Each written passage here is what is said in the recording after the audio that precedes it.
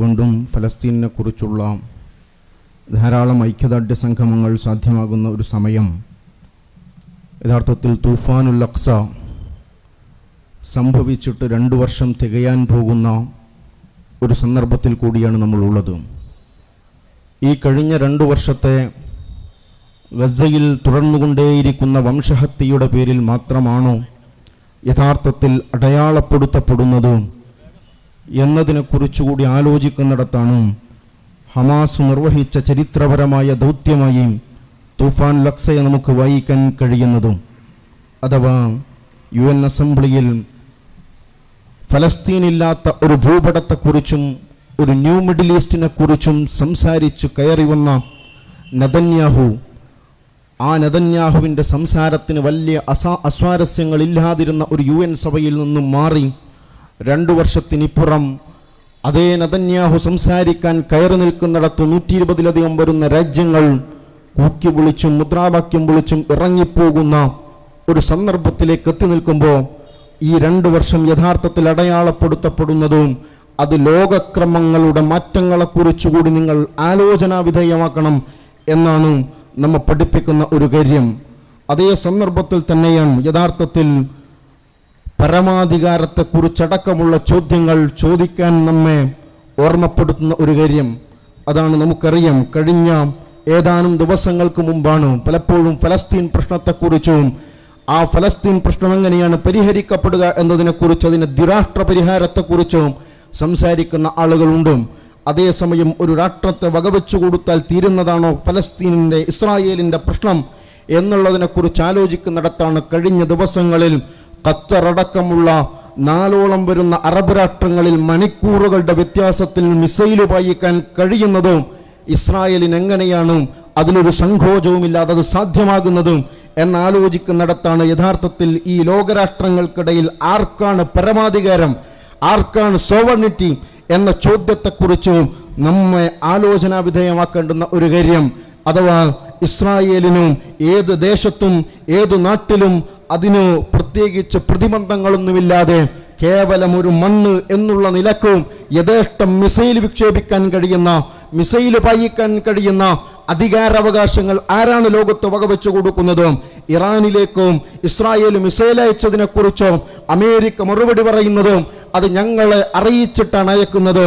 അമേരിക്കയെ അറിയിച്ചാൽ എന്ത് ക്രൂരകൃത്യവും രാജ്യത്ത് നടത്താൻ കഴിയുന്ന പരമാധികാരം ആരാണ് അമേരിക്കക്ക് വകവെച്ചു കൊടുക്കുന്നത് എന്നതിനെക്കുറിച്ചുള്ള പരമാധികാരത്തെക്കുറിച്ചുള്ള ചോദ്യങ്ങൾ കൂടി ഉന്നയിക്കപ്പെടേണ്ടുന്ന ഒരു സമയമാണിത് എന്നതുകൂടിയാണ് നമ്മളതിൽ തിരിച്ചറിയേണ്ടുന്നത്.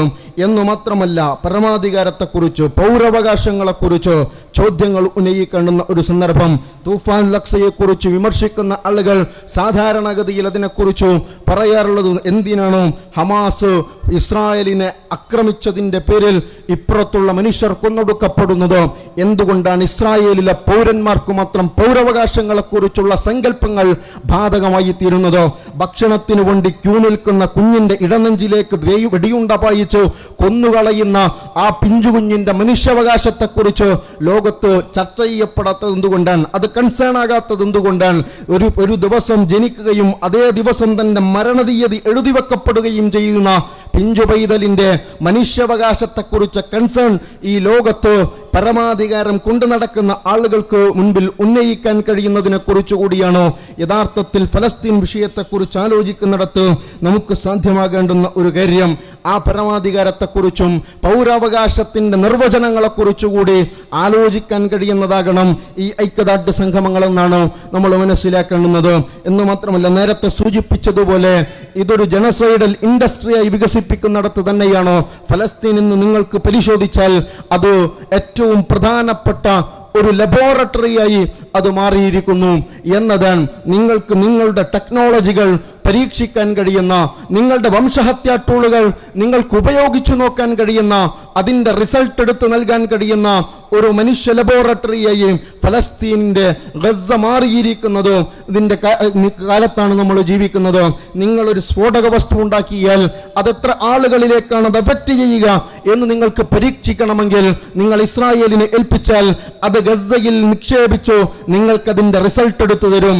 നിങ്ങൾക്ക് ഏറ്റവും വലിയ ടെക്നോളജി ഉപയോഗിച്ചു, സർവൈലൻസ് സംവിധാനങ്ങൾ ഉപയോഗിച്ചു ഒരു മനുഷ്യനെ ട്രാക്ക് ചെയ്യുക മാത്രമല്ല, ഒരൊറ്റ വെടിയുണ്ട പോലും പാഴാക്കാതെ എങ്ങനെയാണോ ഏറ്റവും കൃത്യമായി ആളുകളിലേക്ക് വെടിയുണ്ട തുളച്ചു കയറ്റാൻ കഴിയുക എന്ന ടെക്നോളജിയെ ഉപയോഗപ്പെടുത്തിക്കൊണ്ടിരിക്കുന്ന ലബോറട്ടറിയായി ഗസ മാറിക്കൊണ്ടിരിക്കുന്നു എന്നത് നമ്മുടെ മുമ്പിൽ കാണാൻ കഴിയുന്നതാണ്. അതേസമയം തന്നെ നമ്മൾ ആലോചിക്കേണ്ടുന്ന ഒരു കാര്യം, ഈ പരമാധികാരത്തെക്കുറിച്ച് ആലോചിക്കുന്നിടത്ത് തന്നെയാണ് നമ്മൾ 120 രാഷ്ട്രങ്ങൾ ഈ നെതന്യാഹുവിനെതിരെ സംസാരിച്ച് ഇറങ്ങിപ്പോകുന്ന അതേ UN കുറിച്ച് തന്നെ നിങ്ങൾ ആലോചിച്ചാൽ ഒരു UN പ്രമേയം പാസാക്കപ്പെടുന്നിടത്ത് ഈ 120 രാജ്യങ്ങളും ഇസ്രായേലിനെതിരായി വോട്ട് ചെയ്താലും പക്ഷേ അമേരിക്കയുടെ ഒരൊറ്റ വീറ്റോ പവർ കൊണ്ട് എങ്ങനെയാണ് രാജ്യത്ത് വീണ്ടും അനീതി, ലോകത്ത് വീണ്ടും യഥേഷ്ടം നടപ്പാക്കപ്പെടാൻ സാധിക്കുന്നത് എന്നിടത്ത് ആലോചിക്കുന്നിടത്തു കൂടിയാണ് ആർക്കാണ് ഈ പറയുന്ന പരമാധികാരങ്ങളെല്ലാം വകവെച്ചു കൊടുക്കപ്പെടുന്നത് എന്നതിനെ കുറിച്ച് ആലോചിക്കാൻ കഴിയുക. അതേസമയം തന്നെ ഈ പരമാധികാരികൾക്കൊക്കെയും മുകളിൽ ഒരു പരമാധികാരിയുണ്ട് എന്ന വിശ്വാസമുള്ളവരാണ് നമ്മൾ, ഗസയിലെ ജനങ്ങൾ, വിശ്വാസ സമൂഹം. അതുകൊണ്ട് തന്നെ വലാ തഹ്സബന്നല്ലാഹു ആഫില, അള്ളാഹു ഇതിനെക്കുറിച്ചെല്ലാം അശ്രദ്ധനാണോ എന്ന് നമ്മൾ വിചാരിക്കുന്നില്ല.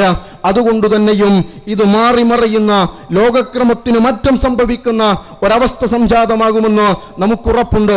കാരണം അത് പ്രവാചക മുഖവൻ നമ്മെ പഠിപ്പിക്കുന്ന ഒരു സ്വപ്നമാണ്, വാഗ്ദാനമാണ്.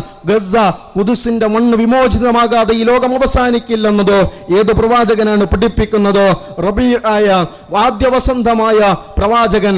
ആ പ്രവാചകന്റെ ജീവിതത്തിലെ വസന്തം എന്താണ്? അത് സുഖശീതളിമയുടെ ജീവിതത്തെക്കുറിച്ചല്ല, അത് വളരെ സൗകര്യമുള്ള ജീവിതത്തെക്കുറിച്ചല്ല, മറിച്ച് പരീക്ഷണങ്ങളുടെ, പ്രതിസന്ധികളുടെ, അതിജീവനങ്ങളുടെ ജീവിതത്തെക്കുറിച്ചാണ് പ്രവാചകന്റെ ചരിത്രവും നമ്മൾ ഓർമ്മപ്പെടുത്തുന്നത്.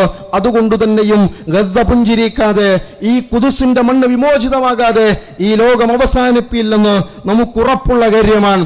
അതുകൊണ്ടാണ് നമ്മുടെ രാജ്യം ഒരു പക്ഷത്തായിരിക്കുമ്പോഴും ഈ ജനത മറുപക്ഷത്തായിരിക്കുന്നത് എന്തുകൊണ്ടാണ് എന്ന് ചോദിച്ചാൽ, രാജ്യവും രാജ്യത്തെ പൗരന്മാരും രണ്ടാണ് എന്ന് വിളിച്ചു പറയാൻ നമ്മൾ ആഗ്രഹിക്കുകയാണ്. പൗരാവകാശങ്ങളെ നിഷേധിച്ചു കൊണ്ടിരിക്കുന്ന, പൗരാവകാശങ്ങളെ ചുരുക്കിക്കെട്ടിക്കൊണ്ടിരിക്കുന്ന, പൗരത്വം പോലും നിഷേധിച്ചു കൊണ്ടിരിക്കുന്ന ഒരു രാജ്യത്ത് നിന്നുകൊണ്ട് പൗരബോധം എന്താണ് എന്നും നീതിബോധം എന്താണ് എന്നും നിർണയിക്കുന്ന ജനതയായി ഞങ്ങൾ ഈ തെരുവിൽ അവശേഷിക്കുമെന്ന പ്രഖ്യാപനങ്ങൾ കൂടിയാണ് ഈ ഐക്യദാർഢ്യ സംഗമങ്ങൾ വിളിച്ചു പറയുന്ന ഒരു കാര്യം. അതിന് പലപ്പോഴും ഭാരമാകുന്ന പല സംഗതികളും നമ്മെ സംബന്ധിച്ചിടത്തോളം ഭാരമാകില്ല എന്നുകൂടി പറയാൻ ഈ സന്ദർഭത്തെ ഉപയോഗപ്പെടുത്തുകയാണ്. ഇവിടെ പറഞ്ഞതുപോലെ ബഹിഷ്കരണാഹ്വാനങ്ങൾ പലതായി, ബഹിഷ്കരണങ്ങളെ ഏറ്റെടുത്തുകൊണ്ടിരിക്കുന്ന, അതിൻ്റെ പ്രചരണം നിർവഹിച്ചു കൊണ്ടിരിക്കുന്ന ആളുകളായിരിക്കും നമ്മൾ. അതേസമയം തന്നെ കഴിഞ്ഞ ഏതാനും മാസങ്ങൾക്ക് മുമ്പ് കോഴിക്കോട്ടെ ടാറ്റ ഉൽപ്പന്നങ്ങൾക്ക് ബഹിഷ്കരണം ഏർപ്പെടുത്തണം എന്ന് ബഹിഷ്കരിക്കാൻ ആഹ്വാനം ചെയ്തുകൊണ്ട് ഇസ്ലാമിക വിദ്യാർത്ഥി പ്രസ്ഥാനം നടത്തിയ ഒരു മാർച്ചിനെ വലിയ സോഷ്യൽ ഓഡിറ്റിങ്ങിനാണ് ഇവിടുത്തെ വലതുപക്ഷ മാധ്യമങ്ങൾ വിധേയമാക്കിയിട്ടുള്ളത്. അതിനവർ പറഞ്ഞ ഒരു ന്യായം എന്താണ് എന്ന് ചോദിച്ചാൽ, ഈ ടാറ്റ എന്ന് പറയുന്നത് ഇവിടുത്തെ സാധാരണക്കാരെ ഉൾക്കൊള്ളുന്ന ഒരു വ്യവസായ ശൃംഖലയല്ലേ, ഇവിടുത്തെ സാധാരണക്കാർക്ക് വേണ്ടി സംസാരിക്കുന്ന ഒരു വ്യവസായ ശൃംഖലയല്ലേ, ഈ രാജ്യത്തിന്റെ സമ്പദ്ഘടനക്ക് വലിയ വിഭവങ്ങൾ നൽകിയ ഒരു സംവിധാനമല്ലേ. ടാറ്റ എന്ന് പറയുന്ന ഫിലാന്ത്രോപ്പിസ്റ്റിനെ നിങ്ങൾ എന്തിനാണോ ബഹിഷ്കരണാഹ്വാനം നിർവഹിക്കുന്നത്? അവരോടൊക്കെയും വളരെ വിനയപൂർവ്വം നമ്മൾ ഓർമ്മപ്പെടുത്തുന്ന ഒരു കാര്യം, ഈ പറയുന്ന പാരമ്പര്യങ്ങളുടെ ഭാരം കൊണ്ട് അനീതിക്ക് മുമ്പിൽ മുട്ടുമടക്കേണ്ടുന്ന, മുതുകുവളക്കേണ്ടുന്ന അത്തരം അപമാനകരമായ ഒരവസ്ഥയിലേക്ക് ഈ രാജ്യത്ത് നീതിബോധമുള്ള സമൂഹം കടന്നു ചെന്നിട്ടില്ല. അതിന് ഞങ്ങൾ ഒരുക്കമല്ല എന്നുകൂടി ആവർത്തിച്ചു പറയാൻ കൂടിയാണ് നമുക്ക് കഴിയേണ്ടത്. ആ അർത്ഥത്തിൽ ഈ ഐക്യദാർഢ്യ സംഗമങ്ങൾ കൂടുതൽ ഈ ലോകക്രമത്തെ കുറിച്ചുകൂടി ആലോചനാ വിധേയമാക്കുന്ന സംഗമങ്ങളായി അനുഭവപ്പെടുമാറാകട്ടെ എന്ന് മാത്രം പ്രാർത്ഥിച്ചുകൊണ്ട് ഈ ഐക്യദാർഢ്യ സംഗമത്തിന് സ്റ്റുഡൻസ് ഇസ്ലാമിക് ഓർഗനൈസേഷന്റെ എല്ലാ വിപ്ലവാഭിവാദ്യങ്ങളും അർപ്പിച്ചുകൊണ്ട് എന്റെ വാക്കുകൾ ഉപസംഹരിക്കുന്നു. വാഹിർ ദഅ്വാനാ അൽഹംദുലില്ലാഹി റബ്ബിൽ ആലമീൻ. അസ്സലാമു അലൈക്കും വറഹ്മത്തുള്ളാഹി തആല വബറകാതുഹു.